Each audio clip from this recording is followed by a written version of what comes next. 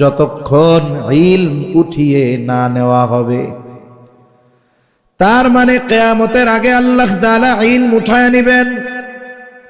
এই কথাটা একটা সময় গ্রামের সাধারণ মানুষ তাদের নিজেদের ভাষায় বলতো। কি বলতো?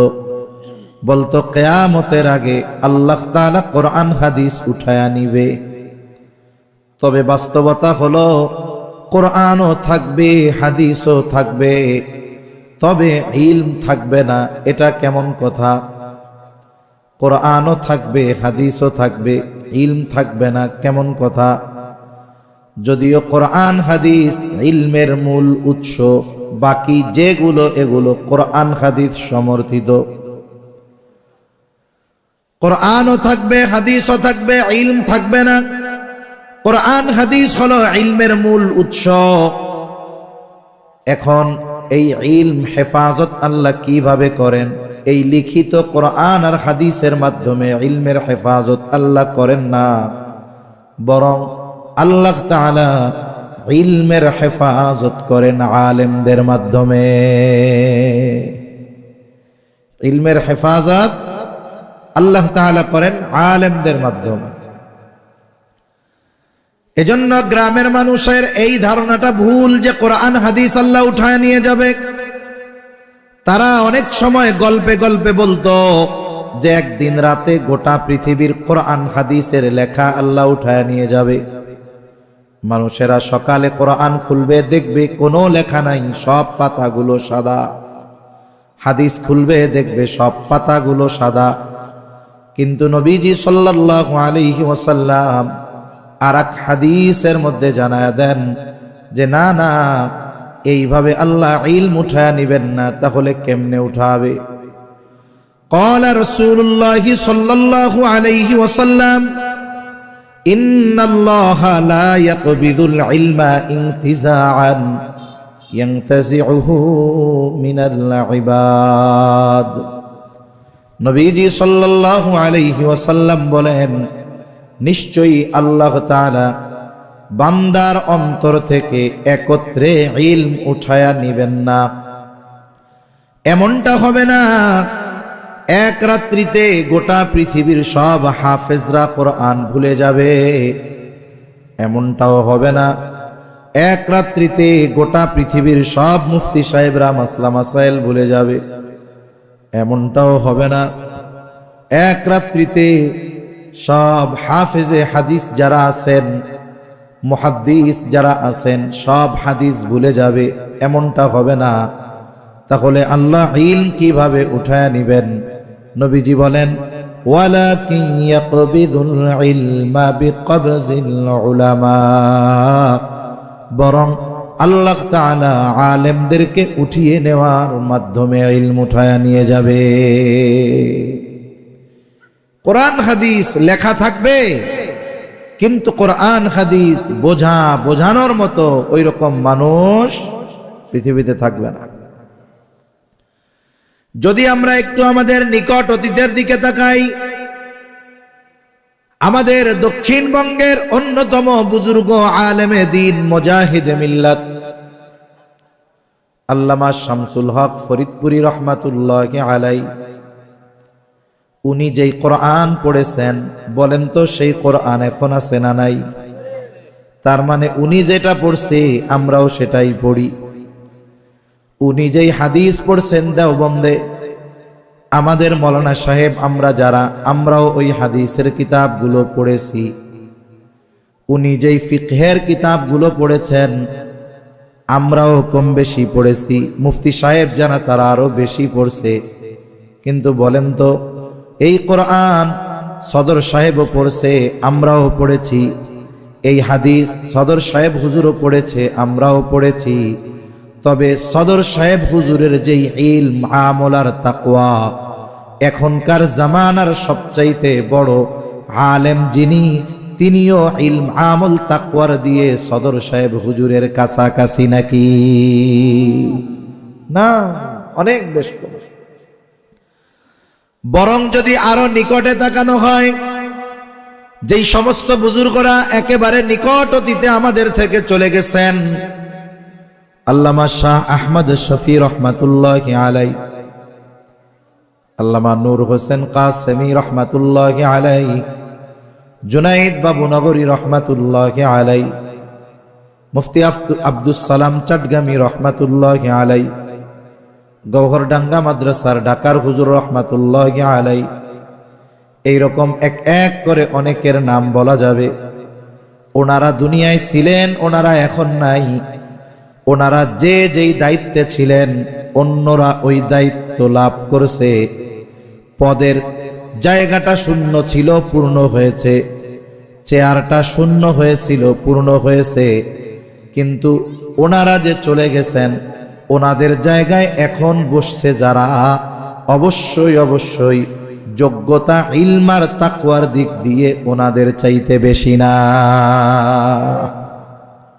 তার মানে যারা গেছে তাদের অবস্থান এই জায়গায়, যারা আছে তাদের অবস্থান এই জায়গায়। এনারা যখন চলে যাবে, এরপরে যারা আসবে তাদের অবস্থান আরো নিচে। সময়ের সাথে সাথে এটা একেবারে নিচে পৌঁছায় যাবে। নবীজি এই হাদিসের মধ্যে বলেন, একটা সময় মানুষেরা জাহেলদেরকে ধর্মীয় নেতা বানাবে। দেখবেন এখন ফতোয়া বিভাগ থেকে আসে না, এখন ফতোয়া দাড়িবিহীন সুন্নাতবিহীন টাকনুর নিচে প্যান্টওয়ালাদের মুখ থেকে আসে। আসে না এরকম ফতোয়া? কেউ দেয় গানের মঞ্চে ফতোয়া দেয়, কেউ রাজনীতির মঞ্চে ফতোয়া দেয়। আবার যখন কোন মুহাক্কিক আলেম ফতোয়া দিতে যায়, তার টুটি চাইবা ধরতে চায়। এটা হলো ওই অবস্থা হওয়ার একটা পূর্ব চিত্র। একটা সময় এরকম মানুষ থাকবে না ফতোয়া দেওয়ার, ওই যে ওরাই ফতোয়া দিবে। নবীজি বলেন, মানুষেরা জাহেলদেরকে ধর্মীয় নেতা বানাবে। মানুষেরা তাদের কাছে ফতোয়া জিজ্ঞাসা করবে।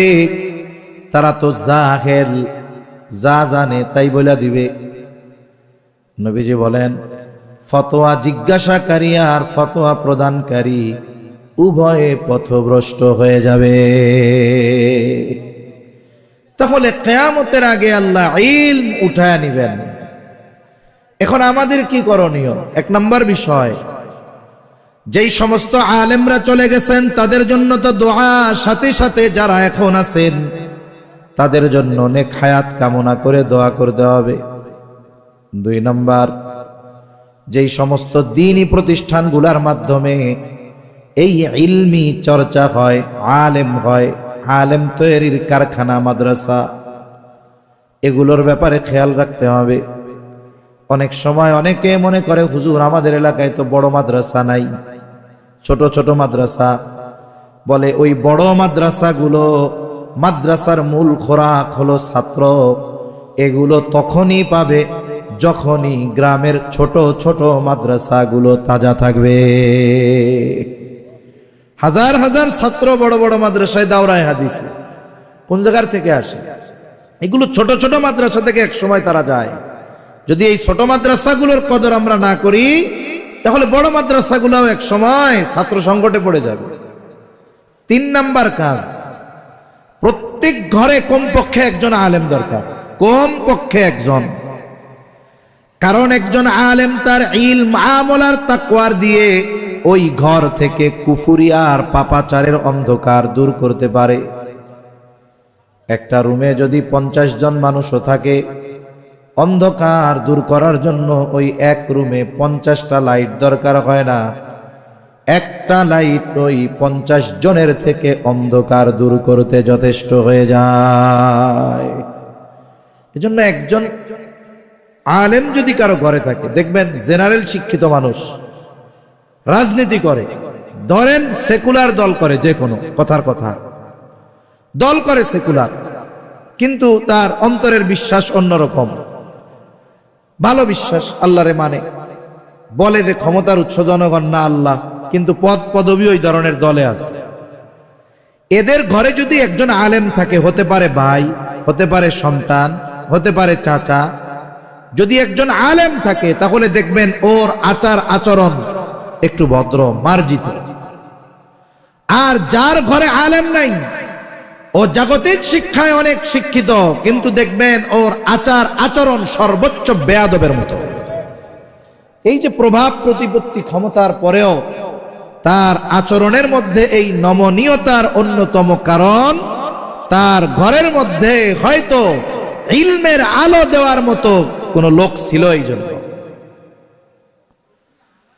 তাহলে এক নাম্বার, নবীজি বলেন কিয়ামত ততক্ষণ হবে না যতক্ষণ ইলম উঠিয়ে না নেওয়া হবে, আর আল্লাহ তাআলা আলেমদেরকে উঠায় নেওয়ার মাধ্যমে ইলম উঠায় নিয়ে যাবেন। দুই নাম্বার, নবীজি সাল্লাল্লাহু আলাইহি ওয়াসাল্লাম বলেন ওয়া তাকসুরুজ জালাজিলু, কিয়ামতের আগে জালজালা তথা ভূমিকম্প বেড়ে যাবে। কিয়ামতের আগে ভূমিকম্প বাড়বে। বক্সের আওয়াজ ছাড়েন, আরো রিভার্ব দেন, আওয়াজটা ভাষায় দেন। কিয়ামতের আগে জালজালা ভূমিকম্প বাড়বে। এই ভূমিকম্প কেন হয়? ভূতত্ত্ববিদরা বলেন ভূমিকম্প হওয়ার কারণ হলো টেকটনিক প্লেটের নড়াচড়া। টেকটনিক প্লেটের নড়াচড়ার কারণে ভূমিকম্প হয়। এখন যদি ভূতত্ত্ববিদদের জিজ্ঞাসা করা হয় টেকটনিক প্লেট নড়ে চড়ে কেন, ও আমাদেরকে একটা বুঝ দিবে। কি বুঝ? বলবে জলবায়ুর পরিবর্তন, উত্তর মেরুর বরফ সব জমে যাচ্ছে, মানুষেরা গাছ সব কেটে ফেলতেছে, এই কারণে জলবায়ুর পরিবর্তন, এই জন্য ভূমিকম্প বেশি বেশি হচ্ছে। একটা বুঝ দিয়ে দিবে আর কি। কিন্তু আমি আপনি ইমানদার, আমি আপনি মুসলমান, আমি আপনি এটাও জানি এই ভূমিকম্প স্থলভাগে সংগঠিত একটি বিপর্যয়, আর এর বিপর্যয় মুসিবত তথা এই আযাব আসার কারণ আল্লাহ তাআলা কোরআনে জানায়া দিয়েছে। আল্লাহ রাব্বুল আলামিন বলেন যাহারাল ফাসাদু ফিল বাররি ওয়াল বাহরি বিমা কাসাবাত আইদিন নাস। আল্লাহ তাআলা বলেন পানিতে স্থলে যত ধরনের বিপর্যয় সংগঠিত হয় সব মানুষের হাতের কামাই।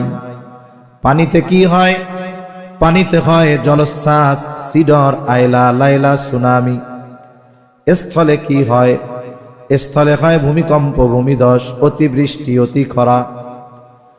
এগুলো হয় জমিনে, আর অন্যগুলা হয় স্থলে। তাহলে ভূমিকম্প হওয়ার অন্যতম কারণ কি? আল্লাহ তাআলা বলেন মানুষের হাতের কামাই এগুলো। তার মানে আমাদের পাপের কারণে ভূমিকম্প হয়। এখন ভূমিকম্প সংগঠিত হওয়ার কারণ হলো টেকটনিক প্লেটের নড়াচড়া, আর এই টেকটনিক প্লেটের অতিমাত্রায় নড়াচড়ার কারণ হলো আমাদের পাপ। পাপের কারণে জমিন একটু মাঝে মধ্যে জোরে জোরে নড়ে, এটা জমিনে সংগঠিত একটি বিপর্যয়। আল্লাহ রাব্বুল আলামিন এই পাপের কারণে আমাদের এই ধরনের শাস্তি দেন। তবে পৃথিবীবাসী আমরা যেই পরিমাণ পাপ করি আল্লাহ তাআলা ওই পরিমাণ পাপের শাস্তি আমাদের দেন না। যদি ওই পরিমাণ পাপের শাস্তি আল্লাহ দিতেন তাইলে এই দুনিয়াতে আমাদের বেঁচে থাকা সম্ভব ছিল না। আল্লাহ তাআলা সেই কথাই কোরআনুল কারীমের মধ্যে বলেন লিউযীকাহুম বা'দাল্লাযী আমিলু। লিউযীকাহুম, তাদেরকে আস্বাদন করানো হয় বা'দাল্লাযী আমিলু, যে আমাদের আমলের অতি সামান্য কর্মের স্বাদ, সামান্য কর্মের পাপের স্বাদ আস্বাদন করানো হয়। তার মানে পাপ এত, কিন্তু এত পাপের শাস্তি দিলে তো সব নিশ্চিহ্ন হয়ে যাবে। আল্লাহ শাস্তি দেন একেবারে অল্প পরিমাণের। আল্লাহ রাব্বুল আলামিন শাস্তি দেন কারণ কি? কারণ হলো পাপ। উদ্দেশ্য কি? এই শাস্তি দেওয়ার উদ্দেশ্যটা কি? আল্লাহ তাআলা বলেন লাআল্লাহুম ইয়ারজিউন। শাস্তি দেওয়ার উদ্দেশ্য হলো যাতে তারা ওই পাপ থেকে প্রত্যাবর্তন করে। যেমন একজন ছাত্র যদি অন্যায় করে, ছাত্র অন্যায় করলে ওস্তাদ শাস্তি দেয় কি দেয় না? শাস্তি দেওয়ার কারণ কি? তার অপরাধ। উদ্দেশ্য কি? মেরে ফেলা নয়, উদ্দেশ্য হলো ওই অপরাধ সে যেন আর না করে, ঠিক না? এখন দেখা গেল যেই অপরাধের কারণে তারে শাস্তি দিছে, এই অপরাধটা শাস্তির পরে কমে নাই, বরং আরো বাড়ছে কয়দিন পর। বলুন তো, প্রথমবার অপরাধের কারণে শাস্তির মাত্রা যা ছিল, পরবর্তীতে অপরাধ ছাড়ে তো নাই, অপরাধ আরো বাড়ছে। এইবার যদি শাস্তি দেওয়া হয়, শাস্তির মাত্রা বাড়বে না কমবে? তাহলে আমাদের বাংলাদেশের ইতিহাসে অন্যতম এক বড় ভূমিকম্প হয়েছে গত নভেম্বর মাসে এক শুক্রবার। ভূমিকম্পের মাত্রা ছিল 5.7। ওই দিন ঢাকায় যারা ছিল তারা বুঝতে পারছে, বিল্ডিং এর মধ্যে যারা ছিল তারা বুঝতে পারছে কি অবস্থা। যেহেতু 12টা শুক্রবার, আমি তো মনে করছি এই বুঝি উপর থেকে 7টা ভেঙে বুকের উপরে পড়বে, সব শেষ। বাহিরে মানুষের আর্তনাদ, এত চিৎকার, সবাই আল্লাহরে ডাকতেছে, ঘর থেকে বের হয়ে রাস্তায় চলে আসছে। যেই ঘর মানুষ নিজের জন্য সবচাইতে নিরাপদ মনে করে, ওই ঘরটা ওই সময় তার জন্য সবচাইতে বিপদের জায়গা মনে হয়েছে। বের হয়ে আসছে, সবাই বের হয়ে আসছে। এখন ওই ভূমিকম্প আল্লাহ কেন দিলেন? যেন পাপ থেকে আমরা ফিরি, নেকের কাজ যেন আমরা বাড়াই। এখন 5.7 মাত্রার ভূমিকম্পের পর ফলাফলটাও তো একটু যাচাই বাছাই করা দরকার। যেই উদ্দেশ্যে আল্লাহ ভূমিকম্প দেন, উদ্দেশ্যটা কতটুকু বাস্তবায়ন হলো? ভূমিকম্প আপনারা কি টের পাইছিলেন? টের পাইছেন? তাহলে ভূমিকম্পের পর থেকে নিয়ে আপনাদের মসজিদে 5 ওয়াক্ত নামাজে আগের চাইতে মুসল্লি এখন 5 গুণ। তার মানে মসজিদে মুসল্লি বাড়ে নাই। তাহলে মনে হয় এলাকার 4 দোকানে আর আজব গুজব গল্পের আড্ডা নাই। তাহলে মনে হয় 4 দোকানের টিভি গুলাতে এখন শুধু কোরআন হাদিস আর কোরআন তিলাওয়াত চলে, কোনো গান বাদ্য চলে না। ও তাইলে মনে হয় এলাকায় ঘুষ টুসার নাই। তাইলে মনে হয় সুদখোররা সব সুদ খাওয়া বাদ দিয়ে দিছে। আমি তো কয়েকটা পাপের কথা বললাম। আসলে 5.7 মাত্রার ভূমিকম্পের পর কোনো ধরনের পাপ কমে নাই, বরং আমাদের অবস্থা হলো ওই লোহার মতো। লোহা পিটাইলে একটা আওয়াজ হয়, যেই সেই আমাদের অবস্থাও তাই। এখন আপনারাই বলছেন যে শাস্তি দেওয়ার পরে যদি অপরাধ বন্ধ না হয়, তাহলে শাস্তির মাত্রা পরবর্তীতে আরো বাড়ে। তাইলে হিসাব কি? 5.7 মাত্রার ভূমিকম্প গেছে, এরপরে যদি আল্লাহ নাখোশ হয়ে ভূমিকম্প দেন, এটা 5.7 নয়, বরং ওইটা হবে 7.5 মাত্রার, ঠিক কিনা? মাত্রা আরো কি হবে? বাড়বে। এজন্য এই ভূমিকম্প হওয়ার মূল কারণ হলো আমাদের পাপ। এখন বলতে পারেন, হুজুর, আমরা যদি এই এলাকার মানুষ, আমরা যদি পাপ ছেড়ে দেই, খিলগাঁও পশ্চিম পাড়া, আমরা এলাকার মানুষ যারা আছি, যারা শুনতেছি, পাপ ছেড়ে দিব, তাইলে কি ভূমিকম্প বন্ধ হয়ে যাবে নাকি? না, বন্ধ হবে না। তবে পাপ যদি আমরা না করি, এই আযাব আসার কারণ আমরা হব না। মনে করেন কথার কথা, এক ঘরে 10 জন লোক আছে, একজনে আগুন লাগায় দিছে। আগুন যদি লাইগা যায় পুরা ঘরে, তাইলে শুধু পূর্বে সে আগুন লাগাইছে যে, বাকি 9 জন তো আগুন লাগার কারণ নয়। আগুন লাগার কারণ কয়জন? কিন্তু আগুন লাগার কারণে যেই ক্ষতি, এই ক্ষতি ভোগ করলো কয়জন? সবাই। যখন নবীজি সাল্লাল্লাহু আলাইহি ওয়াসাল্লাম পাপের কারণে আযাব আসার কথা বললেন, সাহাবায়ে কেরাম বললেন, ইয়া রাসূলুল্লাহ, আমাদের মধ্যে নেককার মানুষ থাকার পরেও আমরা ধ্বংস হয়ে যাব? নবীজি সাল্লাল্লাহু আলাইহি ওয়াসাল্লাম বলেন, হ্যাঁ, ধ্বংস হয়ে যাবা পাপের আধিক্যের কারণে। তার মানে সমাজের অধিকাংশ মানুষ যখন পাপাচারে লিপ্ত হবে, দেশের অধিকাংশ মানুষ যখন পাপাচারে লিপ্ত হবে, শাস্তি আসবে তাদের পাপের কারণে। তবে ওই সময়টাতে যারা পাপ করবে না, শাস্তি আসার কারণ যারা হবে না, ওই শাস্তিতে তারাও গ্রাস হবে। তবে আশা করা যায় শাস্তি আসার কারণ না হওয়ার কারণে ওই মানুষগুলো আল্লাহর কাছ থেকে ক্ষমা পেয়ে যাবে। এখন আযাব আসলো, আমরা পাপ করি নাই, আমরা বাঁচছি, অধীনস্থদের বাঁচানোর চেষ্টা করছি, সাথে সাথে সমাজের মানুষকেও পাপ থেকে বাঁচার জন্য বলছি। আমরা আমাদের অবস্থান থেকে বাঁচার চেষ্টা করছি, মানুষকে বাঁচানোর চেষ্টা করেছি। এরপরে অধিকাংশ মানুষ পাপী, এজন্য আযাব চলে আসছে, আমরাও গ্রাস হয়ে গেলাম আযাবে। কিন্তু আল্লাহর কাছে এটা বলার সুযোগ আছে যে এই আযাব আসার যেই কারণ, এটা আমাদের দ্বারা সংগঠিত হয় নাই, এটা বলার সুযোগ আমাদের থাকবে। এজন্য ওই চিন্তা করব না যে সবাই করতেছে আমিও করি, বরং আমরা পাপ থেকে বাঁচবো। আল্লাহ তৌফিক দান করেন। 3 নাম্বার, নবীজি সাল্লাল্লাহু আলাইহি ওয়াসাল্লাম বলেন, ওয়াতাকারাবাজ জামান, কিয়ামত ততক্ষণ হবে না যতক্ষণ সময় নিকটবর্তী না হবে। মুহাদ্দিসিনে কেরাম বলেন, এটার দ্বারা উদ্দেশ্য হলো সময় থেকে আল্লাহ বরকত উঠায় নিয়ে যাবে। সময় তো এখনো 60 মিনিটে 1 ঘন্টা, 300 বছর আগেও 60 মিনিটে ছিল 1 ঘন্টা। তাহলে সময় থেকে যদি বরকত চলে যায় ক্ষতি কি? বলে সময় থেকে যদি বরকত চলে যায়, ওই সময় দ্রুততার সাথে চলে যায়। এজন্য নবীজি আর এক হাদিসের মধ্যে বলেন, কিয়ামতের আগে সময় নিকটবর্তী হয়ে যাবে।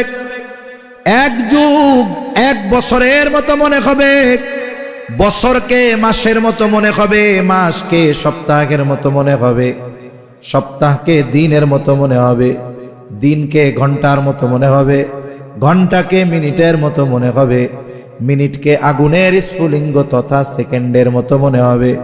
তার মানে সময়টা বরকতহীন হবে, এজন্য দ্রুততার সাথে চলে যাবে। আর সময় বরকতহীন হওয়ার কারণ কি? জাস্টিস মুফতি তকি ওসমানী দামাত বারকাতুহুমুল আলিয়া বলেন, সময় বরকত শূন্য হওয়ার কারণ হলো অহেতুক আর গুনার কাজ। মানুষ যখন অহেতুক আর গুনার কাজে লিপ্ত হয়, তখন সময় দ্রুততার সাথে চলে যায়। আর যদি মানুষ সময়টাকে নেকের কাজ দ্বারা অতিবাহিত করে, ওই সময়টা বরকতময় হয়। মনোবিজ্ঞানীরা বলেন, যখন কোনো মানুষ কোনো ভালো কাজ করে, অর্থবহ কাজ করে, এই সময়টা কেমন যেন তার ব্রেন বলে ধীরে ধীরে যায়। আর যখন মানুষ কোনো অহেতুক আর অনর্থক কাজ করে, তার ব্রেন বলে ওই সময়টা দ্রুততার সাথে চলে যায়। যেমন মসজিদে নামাজ পড়তে গেলে, রোজার মাস আসতেছে না, দেখবেন তারাবিতে দাঁড়ায় থাকতে কষ্ট হয়, তারাবিতে 1-1.5 ঘন্টা এশার নামাজ সহ কষ্ট হয়ে যায়। এরপরে দেখবেন ফজরের নামাজে কেরাত একটু লম্বা হইলে গিরাগাট সব ব্যথায়, কত কষ্ট হয়। এই যে রোজার মাস, কষ্ট মষ্ট কইরা যুবক তরুণ সবাইরে একটু ধৈরা ধৈরা জোহরের পরে ইমাম সাহেবরা কোরআন শরীফ পড়তে বসাবে। 2-3 মিনিট কোরআন শরীফ পড়ার পরে দেখবেন লাফ দিয়ে বের হয়ে চলে আসছে। কেন? বলে মাজা ব্যথায়, চোখ ব্যথায়, ঘাড় ব্যথায়।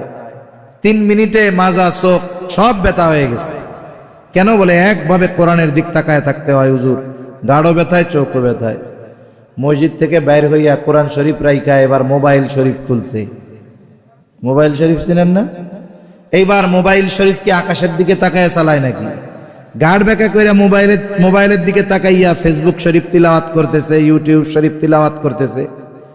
একটানা 4 ঘন্টা শেষ, গাড়ও নড়ে না, চড়েও না। এই টাইমে চোখও ব্যথায় না, গাড়ও ব্যথায় না, মাজাও ব্যথায় না। কিন্তু সওয়াবের কাজ কোরআন পড়তে গেছে 5 মিনিটে সবকিছু ব্যথা হয়ে গেছে। কেন? ওই কাজটা নেকের কাজ, ভালো কাজ, অর্থবহ কাজ। আর মোবাইল টিপসে অনর্থক কাজ, গুনার কাজ, সময় নষ্ট করছে। এই জন্য দ্রুততার সাথে চলে গেছে, কষ্ট হয় নাই। অথচ এই সময়, এই হায়াত আল্লাহ প্রদত্ত দামি এক নেয়ামত। হায়াত কত দামি নেয়ামত, এটা যারা দুনিয়ায় থাকতে বুঝে না, মরার পরে বুঝবে, কিন্তু করার কিছু থাকবে না। কারণ মানুষ মারা যাবার পর কথা বলে, কোনো সন্দেহ নাই। নবীজিও বলেন, দুনিয়ার মানুষ ওই মৃত ব্যক্তির কথা শুনতে পায় না। যদি শুনতে পাইতো তাহলে ভয়ে দাফন কাফন করা বাদ দিয়ে দিত। মানুষ মারা যাবার পরে কথা বলে। যারা দুনিয়ায় হায়াত থাকতে নেকের কাজ করে নাই, ভালো কাজ করে নাই, অর্থ ছিল দান সাদকা করে নাই, এই মানুষগুলো মারা যাবার পর আল্লাহ তাআলার কাছে ফরিয়াদ করে বলবে, রব্বানা, ও আমার রব, লাউলা আখরতানি ইলা আজালিন করিব ফাআসাদদাক ওয়া আকুম মিনাস সালিহিন। ও রব, লাউলা আখরতানি ইলা আজালিন করিব, যদি আমাকে কিছু সময়ের জন্য অবকাশ দেওয়া হতো, তার মানে আবার যদি আমার একটু দুনিয়ায় যাওয়ার সুযোগ দেওয়া হতো, ফাআসাদদাক ওয়া আকুম মিনাস সালিহিন, আমি সম্পদ ছিল বিগত হায়াতে, এগুলো দান সাদকা করি নাই।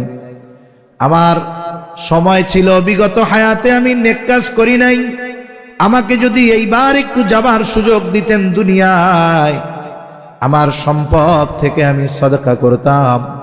শুধু তাই না, এইবার আমি এত বেশি নেকের কাজ করতাম, ওয়া আকুম মিনাস সালিহিন, আমি সৎ কর্মশীলদের অন্তর্ভুক্ত হয়ে যাইতাম। বলুন তো, এই মানুষগুলো যত আবেগ আর দরদ নিয়ে আল্লাহ তাআলার কাছে সময় চাক না কেন, আল্লাহ তাআলা একটা সেকেন্ড দুনিয়ায় আসার মতো সুযোগ দিবে নাকি? যেই জিনিস মানুষ মরার পরে আল্লাহ তাআলার কাছে কামনা করবে, চাইবে হায়াত, সেই হায়াত সময় আমাদের আছে না নাই? জোরে কন্যা আছে? আছে। অথচ এই হায়াত আমরা নষ্ট করতেছি কোথায়? হায়াত এমন এক সম্পদ, যদি কারো হায়াত ফুরিয়ে যায়, গোটা পৃথিবীর সব সম্পদ দিয়ে একটা সেকেন্ড কেনা যাবে? একটা সেকেন্ড কেনা যাবে না। হায়াতের দাম বেশি, কিন্তু আমরা নষ্ট করি বেশি। টাকা পয়সার চাইতে হায়াতের দাম বেশি, অথচ টাকা পয়সা খরচের সময় হিসাব করি যে এই জায়গায় খরচ করলে কি পাবো। আচ্ছা, কেউরে যদি বলি যে তুমি এক কাজ করো, 1000 টাকা ছিঁড়া পানির মধ্যে ফালায় দাও, এই কাজ পাগলেও করবে না। যেই পাগল ল্যাংটা হইয়া ঘুরে বেড়ায়, কিছু বুঝে না, ও টাকা চিনে, ঠিক না? অনর্থক, এই 1000 টাকা তো নষ্ট হবে, কোনো লাভ নাই। অথচ এই টাকার ওর চাইতে দামি সম্পদ হলো হায়াত। এই হায়াত আমরা অনর্থক কাজে, কেউ চায়ের দোকানে, কেউ বন্ধুদের মজলিসে, কেউ বা মোবাইলে, একেবারে অনর্থক এই হায়াত আমরা ব্যয় করতেছি কি করতেছি না? করতেছি। অথচ টাকা খরচের সময় চিন্তা করি, হায়াত খরচের সময় আমাদের কোনো চিন্তা নাই। এখন থেকে সময় হিসাব করে ব্যয় করব। টাকা ব্যয় করি কেন? ওইখান থেকে কিছু আসবে, তাই না? ওই রকম ভাবে আমি হায়াত ব্যয় করব কেন?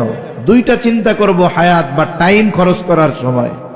আমি যে 1 ঘন্টা এই জায়গায় বসবো, 1 ঘন্টা এখানে বসলে আমার আখেরাতের লাভ কি আছে? 1 ঘন্টা যে মোবাইল টিপবো অপ্রয়োজনে, 1 ঘন্টা যদি টিভি, আমার আখেরাতের কি লাভ আছে? হ্যাঁ, যদি আখেরাতের লাভ থাকে, আপনিও টিবেন, আমারেও কোন, আমরাও টিভি, মোবাইল, ফেসবুক, বলেন আখেরাতের লাভ কি আছে? আখেরাতের লাভ তো নাই। যদি বলি দুনিয়ার একটা লাভ দেখান, আপনি তাও পারবেন না। তাহলে যেই কাজে সময় ব্যয় করলে আখেরাতেরও লাভ নাই, দুনিয়ারও বৈধ লাভ নাই, ওই কাজে সময় যে ব্যয় করে তার মতো বোকা বলদ এই দুনিয়ায় আর কেউ নাই। তাহলে হায়াতের কদর আমরা করব। যদি হায়াতের কদর না করি, তাহলে এই হায়াত ফুরায়া যাবে, করার কিছু থাকবে না। নবীজি এই জন্য সতর্ক করে দিয়েছেন, কিয়ামত ততক্ষণ হবে না যতক্ষণ না সময় নিকটবর্তী হবে। আর সময় নিকটবর্তী তথা বরকত শূন্য কেন হয়? সময় বরকত শূন্য হওয়ার কারণ হলো অনর্থক আর গুনার কাজ। 4 নাম্বার, নবীজি সাল্লাল্লাহু আলাইহি ওয়াসাল্লাম বলেন, ওয়া তাযহারাল ফিতান, কিয়ামতের আগে ফিতনা প্রকাশ পাবে। মুহাদ্দিসিনে কেরাম বলেন উদ্দেশ্য হলো দাজ্জালের ফিতনা। নবীজি বলেন এই উম্মতের জন্য সবচাইতে বড় ফিতনা হলো দাজ্জালের ফিতনা। নবীজি উম্মতের প্রতি বড় রহম দিল। উম্মতকে নবীজি আমল শিখায় দিয়েছেন। নবীজি সাল্লাল্লাহু আলাইহি ওয়াসাল্লাম বলেন যেই ব্যক্তি জুমার দিন সূরা কাহাফ তিলাওয়াত করবে, আল্লাহ তাআলা ওই ব্যক্তিকে দাজ্জালের ফিতনা থেকে হেফাজত করবে। সূরা কাহাফ বড় একটা সূরা, হাফেজি কোরআনে প্রায় 12 পৃষ্ঠা। হয়তো অনেক মানুষ আছে গোটা জিন্দেগিতে 12 পৃষ্ঠা কোরআন শরীফই পড়ে নাই। সেই লোক কি করবে? বলে শর্ট কোর্স আছে, শর্ট কোর্স। নবীজি এক হাদিসের মধ্যে বলেন যেই ব্যক্তি সূরা কাহাফের প্রথম 10 আয়াত মুখস্থ করবে, আর মুহাদ্দিসিনে কেরাম বলেন উদ্দেশ্য হলো শুধু মুখস্থ নয়, এই সূরা কাহাফের 10 আয়াত জুমার দিন তিলাওয়াত করবে, নবীজি বলেন ওই ব্যক্তিকে আল্লাহ তাআলা দাজ্জালের ফিতনা থেকে হেফাজত করবে। 10 আয়াত 1 পৃষ্ঠার কম। এখন তাও পারি না পড়তে, কি করব? জুমার দিন গিয়া যদি ইমাম সাহেবকে বলি, ফজরের পরে হোক, জুমার পরে হোক, আসরের পরে হোক, যে হুজুর এখন যেই জামানা, এই যে ফিতনা থেকে বাঁচার জন্য এই আমলটা তো নবীজি করতে বলছে, একটু আমাদের একটু সূরা কাহাফের 10 আয়াত তিলাওয়াত করে শোনায় দেন। ইমাম সাহেব বলবে না যে আগে 2000 বেতন বাড়ান, এটা বলবো? বলবে না। সে আরো খুশি মনে স্বতঃস্ফূর্ত ভাবে সে তিলাওয়াত করে শোনাবে, বরং সে আরো আনন্দিত হবে যে আমার মুসল্লিরা আমলের ব্যাপারে কতটা আগ্রহী। এই আমলটার ব্যাপারে বুজুর্গানে দিন বলেন এই আমলটা এত জরুরি, মানুষের বেঁচে থাকার জন্য শ্বাস প্রশ্বাস যেমন জরুরি, এই আমলটা তার চাইতে বেশি জরুরি মনে করা দরকার। কেন? বলে দাজ্জাল হঠাৎ করে আসবে না, দাজ্জাল আসার আগে আরো অনেক ফিতনা আসবে, ওই ফিতনাগুলোও চেনা কঠিন হবে।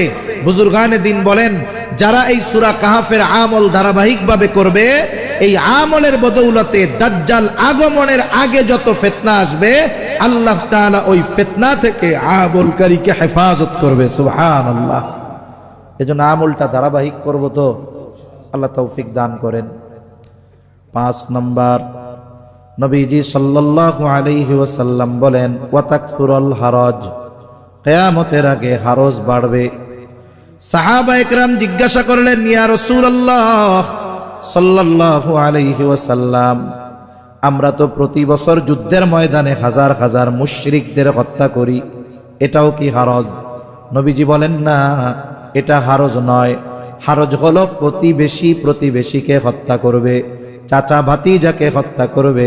তার মানে হারজ কাফের কর্তৃক মুসলমানদের হত্যা নয়, মুসলমান কর্তৃক কাফেরদের হত্যা নয়, বরং হারজ হলো এমন হত্যাকাণ্ড যেটা মুসলমানদের নিজেদের মধ্যে সংগঠিত হবে। দুনিয়ার পরিস্থিতি কি? দৈনিক যদি কাফেররা 100 মুসলমান হত্যা করে, বিপরীতে যদি গোটা পৃথিবীতে খোঁজ নেওয়া হয়, দেখা যাবে দৈনিক পৃথিবীতে 1000-এর উপরে মুসলমান আর এক মুসলমানকে হত্যা করছে। ব্যক্তিগত কারণে হত্যা, পারিবারিক কারণে হত্যা, রাজনৈতিক কারণে হত্যা, সামাজিক কারণে হত্যা, অর্থনৈতিক কারণে হত্যা, প্রভাব প্রতিপত্তি বিস্তারকে কেন্দ্র করে হত্যা, একের পর এক হত্যাকাণ্ড আছে না নাই? এই যে হত্যাকাণ্ড বাড়তেছে, সময়ের সাথে সাথে আরো বাড়বে। নবীজি বলেন হত্যাকাণ্ড এত পরিমাণ হবে, যাকে হত্যা করা হবে সে জানবে না কেন আমাকে হত্যা করা হলো, যারা হত্যা করবে তারাও জানবে না কেন ওই ব্যক্তিকে হত্যা করলাম। আবার আরেকজন ইমানদার মুসলমানকে হত্যা করা কত বড় পাপ! একজন ইমানদারকে অন্যায়ভাবে হত্যা করা, এটা গোটা পৃথিবীর সব মানুষকে হত্যা করার মতো একটা পাপ। নবীজি সাল্লাল্লাহু আলাইহি ওয়াসাল্লাম সতর্ক করে দিয়ে বলেন সিবাবুল মুমিনি ফুসুকুন ওয়া কিতালুহু কুফ।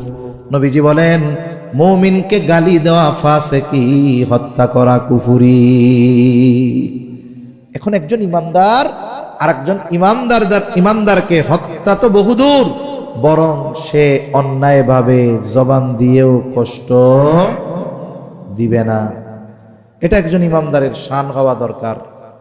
কারণ আমি আপনি সবাই জান্নাতে যেতে চাই, চাই কি চাই না?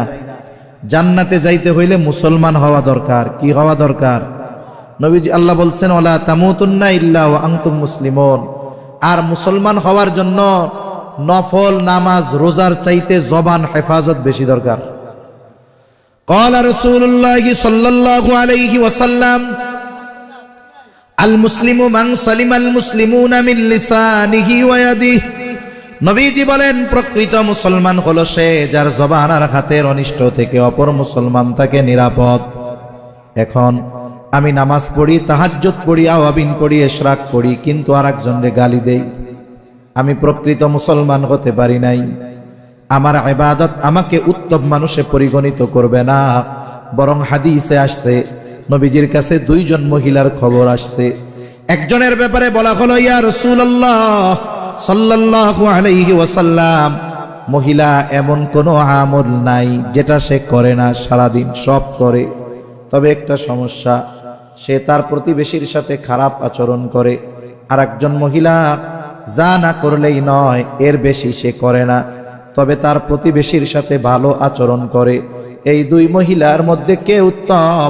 নবীজি সাল্লাল্লাহু আলাইহি ওয়াসাল্লাম বলেন, যেই মহিলা তার প্রতিবেশীর সাথে ভালো আচরণ করে ওই মহিলা হলো উত্তম। ইবাদত বেশি করছে, ব্যবহার খারাপ, উত্তম হইতে পারে নাই।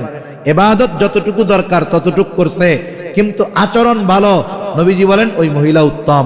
তাইলে আমরা শুধু ইবাদত করব তা নয়, ইবাদতের সাথে সাথে আচার আচরণ আখলাক এগুলো উত্তম করতে হবে, ঠিক কিনা বলেন? শুনুন, নির্বাচনের সময় কে কোন দলের আমি তো জানি না, প্রতিপক্ষ আপনার যেই হোক, যদি সে মুসলমান হয়, বলেন তো রাজনৈতিক প্রতিপক্ষ হওয়ার কারণে তারে বকা দেওয়া সওয়াবের কাজ? হ্যাঁ, খবরদার, গুনার কাজ করব না, তাকে আমি বকা দিব না। আমার জবান দিয়ে জাগতিক কারণে আমি আর এক মুসলমান ভাইকে কষ্ট দিব না, সে যে হয় হোক। যদি করতে পারি তাহলে দেখবেন জবান নিয়ন্ত্রণের মাধ্যমে সমাজে সংগঠিত 60% ঝগড়া বিবাদ মুহূর্তের মধ্যে দূর হয়ে যাবে। আল্লাহ তৌফিক দান করেন। 6 নাম্বার সর্বশেষ, নবীজি সাল্লাল্লাহু আলাইহি ওয়াসাল্লাম বলেন হাত্তা ইয়াকসুরা ফীকুমুল মালু ফায়াফিদু। কিয়ামত ততক্ষণ হবে না যতক্ষণ মানুষের মাল সম্পদ উপচায় না পড়বে। মুহাদ্দিসিনে কেরাম বলেন এটা হবে তখন ঈসা আলাইহিস সালামের পুনরাগমনের পর। ওনার মূল আগমন হয়ে গেছে, হায়াত কিছু বাকি থাকতে আল্লাহ ওনাকে উঠায় নিছে, আল্লাহ ওনাকে আবার পাঠাবে। উনি আসবেন, দাজ্জালকে হত্যা করবেন, উনি কোরআনের দাওয়াত দিবেন, ইসলামের দাওয়াত দিবেন। উনি ইনজিলের দাওয়াত দিবেন না, উনি খ্রিস্ট ধর্মের দাওয়াত দিবেন না। ওনার সময় গোটা পৃথিবীর আনাচে কানাচে ইসলাম পৌঁছায়া যাবে। প্রত্যেকে পাক্কা মুমিন মুত্তাকি হবে। আর আল্লাহর ওয়াদা আছে, ওয়ালাউ আন্না আহলাল কুরা আমানু ওয়াত্তাকাউ লাফাতাহনা আলাইহিম বারাকাতিম মিনাস সামাই ওয়াল আরদ। আল্লাহ তাআলা বলেন, যদি ওই জনপদের অধিবাসীরা ঈমান আনে আর মুত্তাকি হয়ে যায়, আল্লাহ বলেন আমি অবশ্যই তাদের জন্য আসমান আর জমিনের বরকতের দরজাগুলো খুলে দিব। ওই সময়টা এইরকম হবে, সবাই ইমানদার মুত্তাকি হবে, কিছুকাল থাকবে এরকম। ওই সময় আসমান জমিনের বরকতের দরজা আল্লাহ খুলে দিবে। এত পরিমাণ বরকত হবে যে দুনিয়ায় মানুষ এত সম্পদের মালিক হবে, সম্পদ উপচায়া পড়বে। মনে চাইবে যদি একটু দান সাদকা করতে পারতাম, কিন্তু গোটা পৃথিবী খুঁজে সাদকা নেওয়ার মতো একজন লোকও খুঁজে পাওয়া যাবে না। নবীজি বলেন এই 6 বিষয় সংগঠিত যতক্ষণ না হবে ততক্ষণ কিয়ামত সংগঠিত হবে না। এবার সর্বশেষ এই 6টা বিষয় থেকে আমাদের 6টা শিক্ষা নিতে হবে। কয়টা শিক্ষা? জোরে বলেন কয়টা?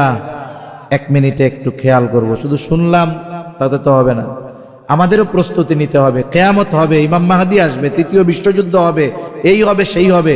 এগুলোর টেনশনে যদি আমি ঘরে বইয়া থাকি আর চিন্তায় অস্থির, নামাজ কালাম কিচ্ছু নাই, ঘুম থেকে দুপুর 12টায় উঠি, তাইলে তো এটা বোকা, এর মতো বোকা আর কেউ নেই। আমাদের প্রিপারেশন নিতে হবে। 1 নাম্বার, কিয়ামতের আগে ইলম উঠায় নিয়ে যাবেন আল্লাহ। তার মানে দুনিয়া ইলম থাকার সাথে কিয়ামত দূরবর্তী থাকা সম্পৃক্ত। এজন্য আমরা ইলম কিভাবে দুনিয়ায় থাকতে পারে বলে উলামা ইকরাম যতদিন থাকবে, এজন্য ঘরে ঘরে এক একজনকে কমপক্ষে আল্লাহর জন্য দিয়ে দিব ইলম অর্জনের জন্য। মাদ্রাসাগুলোর প্রতি নজর, উলামা ইকরামের জন্য নেক দোয়া। মনে রাখবেন, যে যেই দল করেন না কেন, এই উলামা ইকরাম, এই ইলমওয়ালারা আপনাদের দুশমন নয়, বন্ধু। ওরা না থাকলে দুনিয়ায় চিটিংবাজি আর করতে পারবেন না, সব বন্ধ হয়ে যাবে। দুনিয়ার নিজাম উল্টাপাল্টা হয়ে যাবে, দুনিয়ায় তাফালিং করতে পারবেন না। এজন্য উলামা ইকরামের বিদ্বেষী হবেন না, আলেমদের বিদ্বেষী হবেন না। উলামা, মাদ্রাসা এগুলোর প্রতি আমরা খেয়াল রাখবো, সাথে সাথে এক একজন আলেম। 2 নাম্বার, পাপের কারণে শাস্তি আসে, এই কারণ যেন আমার আপনার দ্বারা না হয়। শাস্তি যদি আসে হয়তো বাঁচব না, কিন্তু শাস্তি আসার কারণ যেন আমি আপনি না হই। 3 নাম্বার, হায়াতের কদর করব। প্রত্যেক জায়গায় সময় ব্যয় করার আগে ভাববো, 4 দোকানে যে আমি 1 ঘন্টা বসবো, আমার লাভ কি আখেরাতের? আগে আখেরাতের দেখেন, এরপরে দুনিয়ার লাভ কি। যদি দেখেন যে আখেরাতের লাভ নাই, তাইলে ওখান থেকে চলে যে আসবে সে হলো সবচাইতে বড় বুদ্ধিমান। এরপর সূরা কাহাফের আমল, কমপক্ষে 10 আয়াত মুখস্থ করব, জুমার দিন আমল করব তো ইনশাআল্লাহ। 5 নাম্বার, আমি আমার কোনো মুসলমান ভাইকে, সে যে দলের হোক, যে মতের হোক, আমি কখনো জবান দিয়ে অন্যায়ভাবে কথার দ্বারাও কষ্ট দিব না। 6 নাম্বার, যেহেতু একটা সময় মানুষের সম্পদ হবে কিন্তু সাদকা নেওয়ার লোক থাকবে না, চিন্তা করব, প্রত্যেকদিন চেষ্টা করব অল্প পরিমাণ হলেও আল্লাহর রাস্তায় কিছু ব্যয় করার, অসহায় দরিদ্র মানুষকে কিছু দেওয়ার।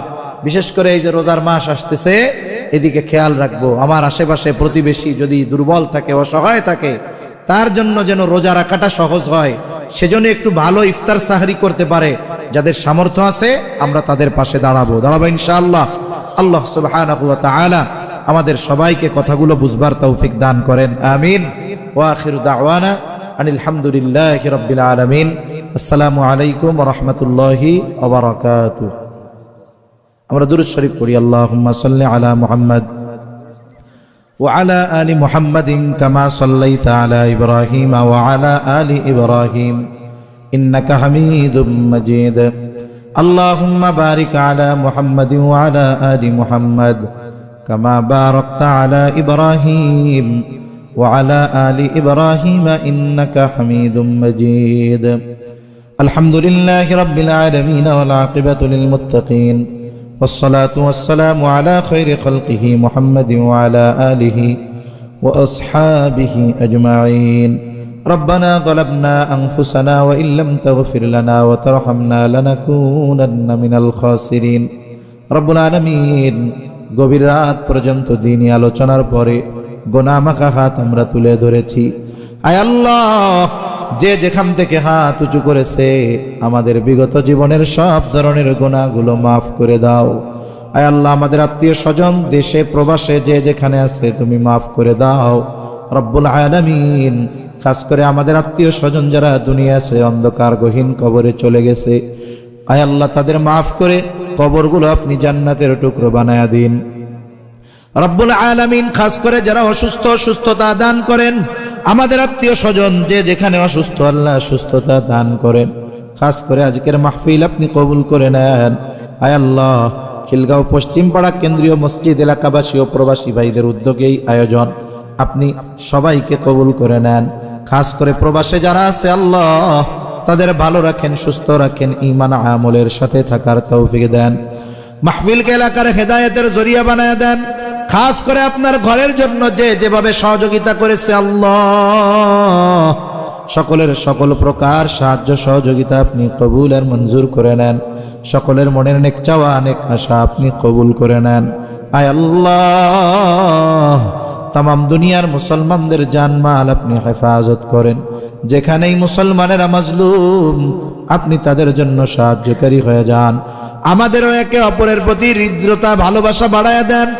লোভ, হিংসা, অহংকার মুক্ত হৃদয় দান করেন আল্লাহ রব্বুল আলামিন। খাস করে মালিক, আমরা যারা হাত উঁচু করেছি, আমাদের যাদের মা বাবা দুনিয়া ছেড়ে চলে গেছে, গুনার কারণে যদি কারো মা বাবার কবরে আযাব হয়, কবরের আযাব মাফ করে কবরগুলো আপনি জান্নাতের টুকরো বানায়া দেন।